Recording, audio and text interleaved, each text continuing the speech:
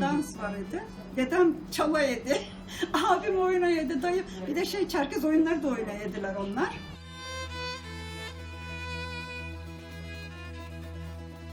Orada Almanya'da şimdi bütün göçmenler, muhacirleri ayırıyorlar ya kim nereye gidecekti. Ama oradaki adamlar sonra siz diyor dedeme siz Türk müsünüz Tatar? Yok biz Türkiye'den Kırım'a gezmek, turist olup gitkenledik. Orada cenk çıktı, onda kaldık. Şimdi vatanımıza döndük. Onun için Türkiye'ye gitmek istiyoruz artık. Savaş bitti.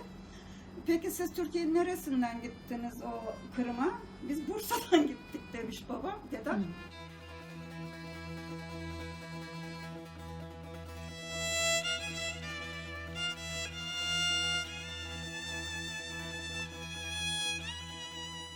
Biz de gidecektik Amerika'ya ama sonra benim bir tam istemedi. Yok ben Türkiye'de yaşayacağım, buraya Kırım yakın, savaş her şey bittikten sonra biz gel evimize gideriz Kırım'a demiş. Yakın buradan, yok Karadeniz'den gideriz. Zaten biz Bağolgan'da hiç Türkiye'yi değil, sırf Kırım'la yaşayadık.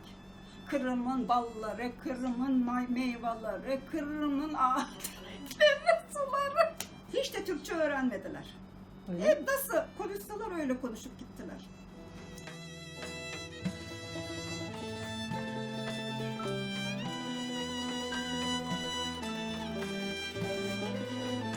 Bütün oyunları annem öğretti. Hiç kimse bilmiyordu o zaman Tatar oyunu. Türkiye'de hiç kimse yoktu.